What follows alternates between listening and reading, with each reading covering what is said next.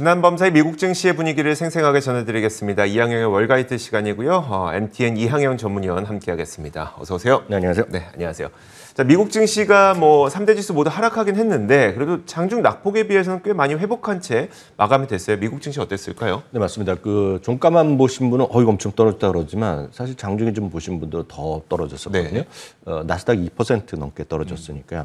나름 하락폭의 절반 가까이는 일단은 만회한 채 일단 끝났습니다. 다우지수는 0.3%니까요. 어저께에서 나름은 선방한 쪽이라고 보셔야 되겠죠.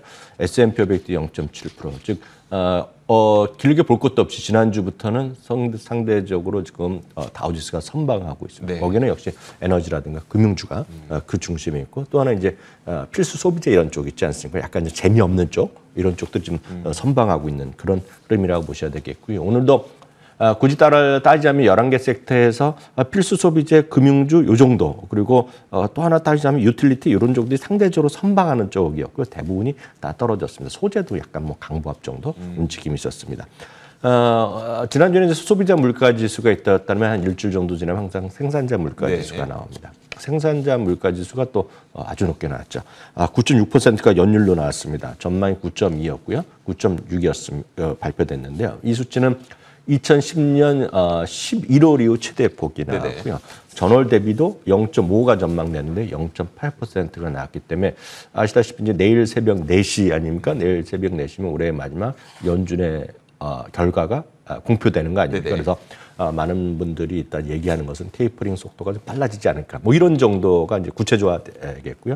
또 하나는 현재 경제 상황, 인플레이션, 그리고 고용 문제 이런 거에 대한 코멘트가 있을 텐데 여튼 그런 거에 대한 기다림이죠. 기다림이 어제와 어제 새벽과 오늘 새벽에 미국 시장의 흐름이라고 저는 그냥 간단히 이해를 하고 있고요. 유가 오늘 소폭 다시 조금 하락하는 모습이었고요. 10년물 그림은 아주 조금 움직이는 모습이었습니다. 큰 틀에서 보면 많은 분들이 공감하는 거죠. 최근에 금리가 여전히 그렇게 움직이는 않지만 내년에는 금리가 올라갈 가능성이 크다라고 보고 있기 때문에 그것은 그냥 너무나 교과서적인 얘기지만 기술주나 성장주, 특히 이제 적자가 있는 성장주, 쉽게 해서 적자지만 어떤 이유가 됐건 간에 고밸류에이션을 받고 있는 꿈을 꾸는 주식들 있죠. 그것이 작년에 팬데믹이 됐건 최근에 무슨 메타버스가 됐건 5G가 됐건 적자 회사들이 일차적인 우려가 되는 거죠. 거기다가 성장의 섹터 이런 쪽도 분류가 되는 것들 그런 것들이 약간 지금 시장에서 어제 오늘 좀 상대적으로 약했고 지난주 중반 이후부터 조금 좀 쉬었다라는 정도만 큰 틀에서 이해하시면 문제가 없을 것 같습니다. 여하튼 오늘 마이크로소프트도 오늘 좀 내렸고요. 그러니까 마이크로소프트가 이해가 안 되지 않습니까? 마이크로소프트가 돈이 없으니까 그렇지만 같이 내리는 그 정도라고 이해하셔야 되겠고 다만 마이크로소프트 오늘 좀 내렸지만 어제만 하더라도 사상적 효과 바로 근접했었거든요. 그 정도 보셔야 되겠고요. 일론 머스크가 오늘도 주식을 추가 좀 매도한 것이 알려졌고요. 아마 연말까지 더 나올 거로 보입니다. 그래서 테슬라가 오늘도 좀 소폭 약했고요.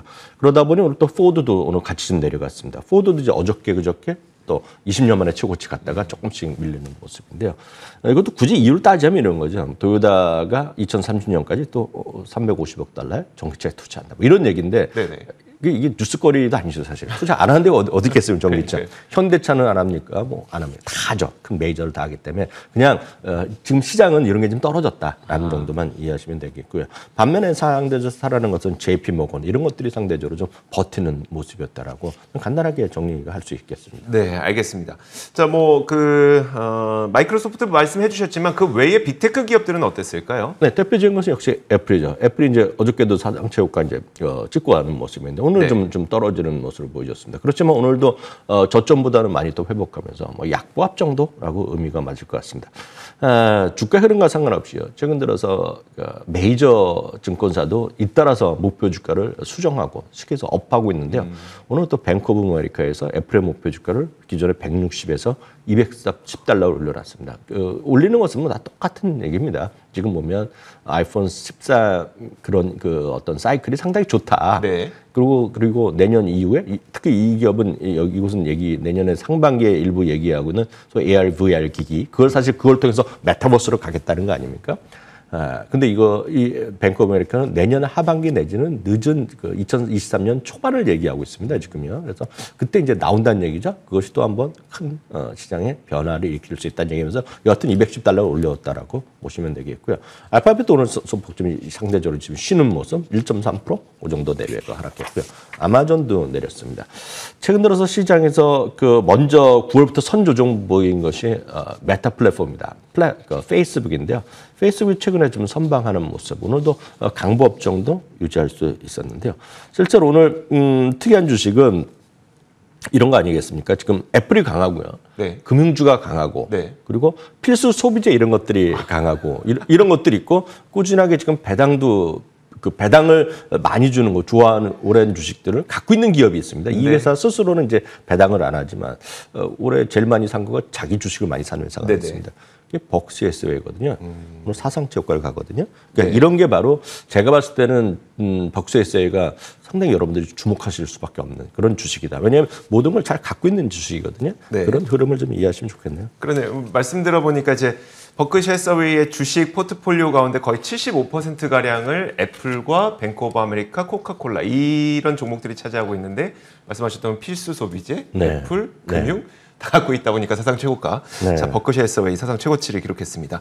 자, 이 외에도 여러 가지 특징주가 있었을 텐데 어떤 기업들이 있었을까요? 네, 그럼 최근 들어서 가장 큰 관심은 이제 주시랑 상관없이 소위 우리나라에서는 3차 백신 맞는 거, 네네. 그리고 해외에서는 소위 오미크론이 얼마만큼 위험성이 있느냐, 뭐 그런 것들. 그리고 오늘 WHO에서 엄청 경고했잖아요. 그러니까 그거의 심각성보다는 기존보다 2~3배 빨리 전파되고 있다. 이걸 이제 오미크론을 얘기하고 있는데 그러다 보니 갈수록 이제 치료제에 대한 관심이 많은 거죠. 아무리 독감을 걸리건 감기 걸리건 뭐 체하건 어떻게든 간에 약을 먹어갖고 주사제도 아니라 약을 먹어갖고 이제 나면 괜찮은 거 아니에요? 그렇죠. 그러니까 예전에 타미플루가 이제 다시 효과가 나오면서 신종플루가 해결됐던 네네. 그런 거가 다 기억하실 텐데 그래서 만회를 기대하는 건데 화이자가 이제 자기네가 마지막 실험을 테스트 해봤더니 좋다는 거잖아요. 그러니까 그런 것들이 나면서 어제도 사상체 효과인데요. 오늘도 사상체 효과를 기록했습니다. 반면에 이제 논란이 되는 것은 여전히 비욘드 미트죠. 비욘드 미트는 올해 한 40~50%가 주가 떨어졌는데요. 네. 여러 가지 의견이 있지만 파이퍼 샌들러에서는 매도해서 중립으로 좀 올린 것이 오늘 좀 효과가 있었습니다. 그렇지만 전반적으로 워낙 많이 떨어져 있겠고요. 의류 관련해서 두 군데 말씀드렸습니다. 랄프 로렌 아마 브랜드 많이들 아실 네네. 것 같습니다. 골드만삭스에서 2단계를 내렸습니다. 매수해서 그냥 아예 매도로 내렸는데요. 이유는 아주 단순합니다. 모르겠습니다. 저도 아주 젊었을 때 랄프 로렌 그때도 있었거든요. 네. 근데 이들의 그런 전문가들이 보기에는 랄프 로렌의 브랜드력이 자꾸 약해지고 있다는 겁니다. 모르겠습니다. 그건 뭐 그런 전문가들이 얘기하는 네네. 거니까. 그러면서 오늘 주가 좀 쉽지 않은 모습이었고요. 반면에요. 같은 어떤 브랜드류인데요. 골드만삭스의 같은 골드만삭스에서 중립으로 매수를 올린 브랜드가 마이클 코스입니다. 마이클 코스가 저도 이제 잘 모르기 때문에 뭐 베르사체 이런 것들을 갖고 있는 건데요. 이종은 잘 아시는 거잖아요. 그러니까 여기를 또 중립에서는 매수로 올려놨습니다. 그래서 오늘 또 주가 나름 또 소폭 반등하는 모습을 보여준 것이 오늘 시장의 특징이 되겠습니다. 알겠습니다. 자, 이렇게 특징주 살펴봤고요. 이제 내일 오늘 밤이 되면 우리 시간으로 오늘 밤에는 FOMC 회의의 결과가 공개가 되다 보니까 금리 인상과 또 테이퍼링 속도 이런 것들을 좀 전망을 미리 챙겨보는 게 좋을 것 같은데 시장에서 어떻게 전망하고 있을까요? 네, 맞습니다. 이제 금리가 과연 몇 번이나 올릴지 그리고 어느 정도까지 올릴지 이런 게 제일 큰 관심 아니겠습니까? 그리고 이제 금리가 올라가는 건 예상을 다 하지만 과연 그래서 주가가 얼마만큼 떨어지냐 이런 것도 걱정이죠. 실제로 이제 금리가 올라가면 이제 주가가 떨어진다고 다들 생각하시는데 이게 긴 흐름이에요. 교과서적으로는 맞습니다. 왜냐하면 지금 금리가 제로에서 0.25% 아닙니까? 기준금리가. 근데 이게 쉽게 얘기해서 0.5% 올라가는 거를 구분할 수 있는 분은 없습니다. 그래서 이런 거를 그냥 교과서적으로 여러분들 생각하실 때 호전이 악전이 할 때는 이런 단순한 조그만 마지널한 부분을 이해하시면 안 되고요. 금리가 20% 되면 어떻게 되겠냐고 생각하시면 돼요. 그러니까 금리가 20% 되면 웬만한 기업이 어려울 거 아닙니까? 그렇죠. 물론 그 은행은 대박이 나겠지만 웬만한 기업들은 이제 대출도 하고 이러면 쉽지 않지 않습니까? 네. 그러니까 그 정도로 생각하면 분명히 악재는 맞아요. 그래서 교과서적으로 금리가 올라가면 주가에는 마이너스 요인이다. 그럼 맞는 얘기입니다. 교과서적으로 네네. 맞지만 아주 미세한 금리, 초저금리에서 여전히 초저금리가 유지하는 건 얼마나 올라갈지 주가 부진일지는 그래서 이제 머리가 아픈 거죠. 네. 네. CNBC에서 설문조사를 매달 하고 있습니다. 사실 매달 하는데 어떨 때 이제 뉴스거리가 되고 어떨 때 뉴스가 안 될 뿐인데요. 이걸 누구한테 물어보냐면 경제학자들한테 물어보고요. 증권사 IB의 투자 전략가들한테 물어보고 실제 자금을 운용하는 사람들한테 이제 물어봅니다. 그래서 31명한테 물어봐서 이걸 매달 이걸 자기네가 발표하고 자기네가 이제 통계를 갖고 있습니다. 이 설문조사를. 네. 거기서 나온 건데요. 이들의 한 거를 이제 우리가 좀 기억할 만한 것들 포인트만 잡아드리면 내년 3월이면 채권 매입이 프로그램 종료된다는 얘기죠. 당초 한 달 전에 우리가 2달 전에 예상했을 때 보면 5월에 종료될 거라고 예상했는데 이제 아시다시피 150달러에서 내일 어떻게 발표 나올지 모르지만 2배로 속도 빠르면 당연히 빨리 소진될 거 아닙니까? 그렇죠. 그러니까 줄어드니까 그것은 내년 5월이면 끝난다는 얘기를 하고 있고요. 첫 번째 금리 인상은 내년 6월. 이건 뭐 그 큰 차이가 없습니다. 내년에 6월 아니면 8월, 9월이었는데요. 조금 당겨졌습니다. 그때요. 내년 6월이 되겠고요. 그럼 몇 차례 하겠냐는 것인데요. 내년 상반기에 6월이건 한 반기에 하면 시간적 여유가 또 있지 않습니까? 네네. 그래서 이들의 서베이의 결과는 다시 말씀드리면 CNBC에서 조사한 거지 연준 위원이 한 게 아닙니다. 지금 거기 보면 2023년까지 내년에 3차례, 후년에 3차례까지 해서 6차례까지 할 수 있다는 얘기를 하고 있고요. 그래서 이제 기준금리를 이제 전망을 하는 거죠. 마치 이제 점도표 같이 점도표랑 똑같은 겁니다. 이 보여드린 거면 점도표를 그리듯이 자기네들이 한 거를 이제 평균 낸 겁니다. 이거는 31명이 했더니 아래가 이제 2021년 말에 기준금리가 0.72%. 그러니까 지금 대충 0.0에서 0.25니까 0.2하면 3번 낸다는 얘기가 되겠고요. 그 다음에 또 0.7하면 1.47 아닙니까? 그래서 이걸 보고 3번씩 더 올린다는 얘기를 하고 있고 요 순서는 금년 6월, 7월, 9월, 11월에 각각이 어땠냐는 겁니다. 그래서 금년 9월에는, 그러니까 11월에는 불과 한 달 전에는 0.53%. 그러니까 2번 정도 올릴 거라는 사람의 평균 의견이었다 그러면 오늘 한 달 후에 지금 보니까 지금 소비자 물가도 많이 올라가고 생산자 물가 이건 뭐 분명히 반영이 안 됐겠지만요. 생산 물가가 나오면 올해는 내년에 3번 정도가 월가 시각이다라 보셔야 되겠고요.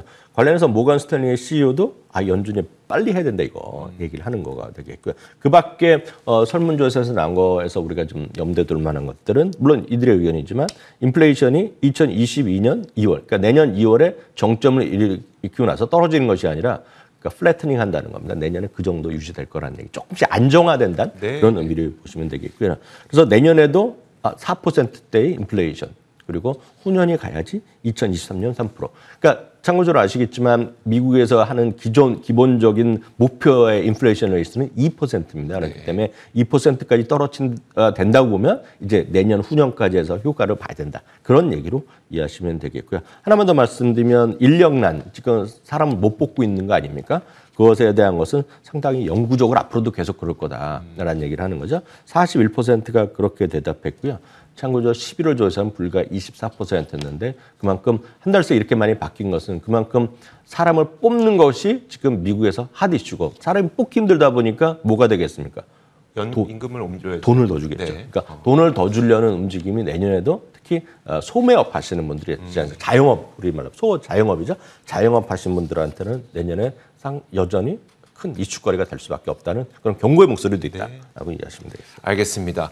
자, 그렇다면 이렇게 금리가 인상될 때 우리가 주목해봐야 될 주식도 필요할 것 같거든요. 이 주식도 CNBC에서 좀 선별을 해봤나 봐요. 네, 맞습니다. 다시 한번 이제 확인드리지만 금리 인상하면 첫 번째 금리 인상 때까지 그 직전 12개월 동안 한 12% 올랐던 경험이 있고요.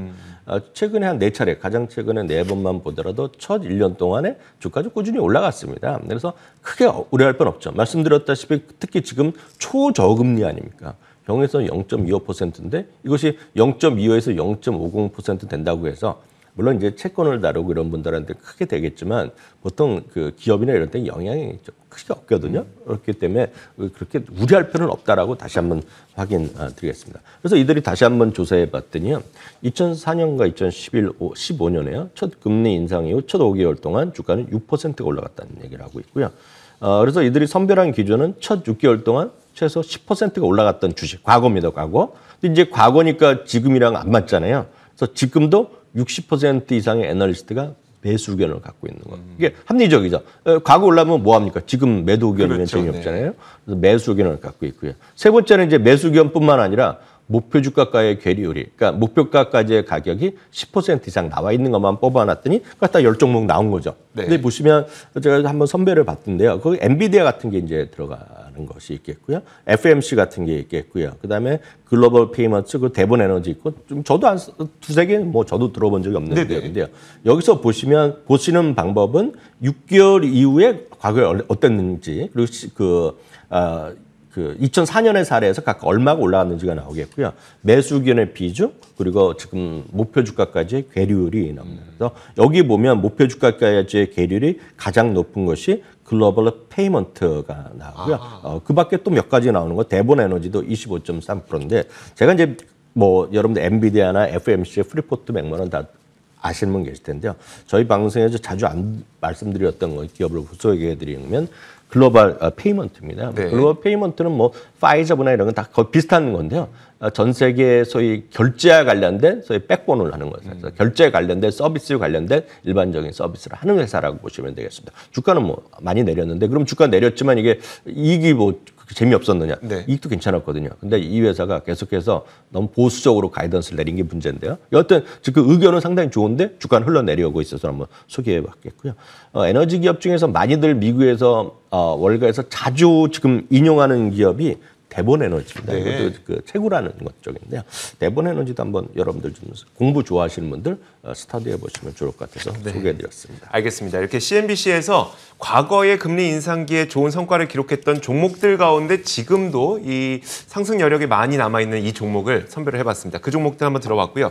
자, 그렇다면 우리가 좀 더 그러니까 공부하는 것도 좋지만 이제 우리가 실제로 좀 포트폴리오에 담아볼 만한 주식을 또 권한 그런 주식들도 있을까요? 네, 맞습니다. 이제 금리 인상이라는 거가 이제 당연히 하나의 큰 화두가 되겠고요. 특히 금리 인상에 앞서서 테이퍼링 속도가 빨라진 것에 대한 얘기를 하고 있는데요.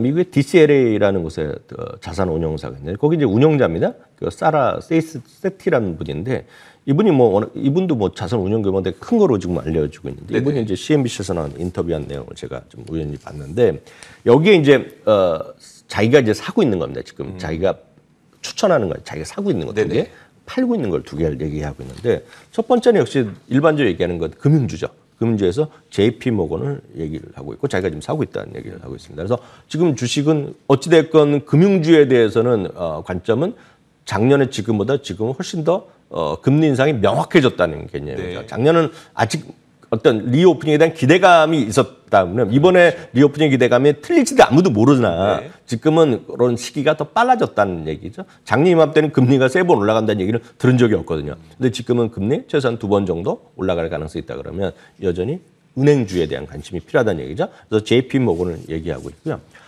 역시 물가 올라갈 때 가장 핵심은 에너지 기업인데요. 결국 유가가 올라가면 결국은 이들 소위 다운스트림, 업스트림을 다 하는 바로 쉐브론이라든가 엑손모빌 같은 데에 대한 관심은 늘어날 수밖에 없는 거거든요. 다만 이제 작년보다 엄청 더 올라가겠냐에 대해서는 논쟁이 있겠으나 여하튼 쉐브론을 이분이 얘기하고 있고요.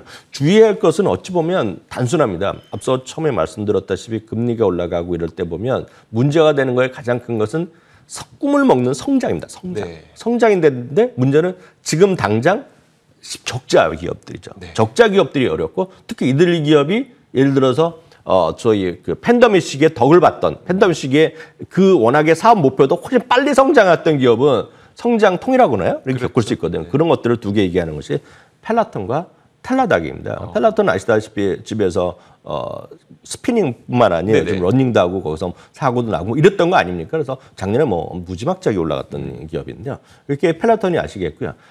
텔레닥은 이제 저희 방송에서 자주 소개는 안 했지만, 텔레닥은 우리나라에서 자체는 이 비즈니스 불법입니다. 왜냐하면 미국에서는 원격 의료거든요. 맞아요. 근데 원격에 이제 미국 1위 기업이고 실제 많이 하고 있는데요. 이런 기업들이 적자 회사고 꿈은 많이 꾸고 있고, 캐시우 대 ARKG에 제일 많이 들어있는 주식이 텔레닥인데 자기는 안 된다. 지금 쉽지 않다. 그런 얘기를 하고 있다는 것도 참고하시면 되겠습니다. 알겠습니다. 자, 이게 자신의 포트폴리오를 어떻게 하면 이제 밸런스를 잘 맞출까라는 힌트를 줄 수 있는 내용이기 때문에 이 내용 참고하셔서 여러분들께서도 포트폴리오 좀 조정하시는데 도움 받으셨으면 좋겠습니다. 자, 이렇게 이항영의 월가이드 시간이었고요. MTN 이항영 전문위원과 함께 이야기 나눠봤습니다. 고맙습니다.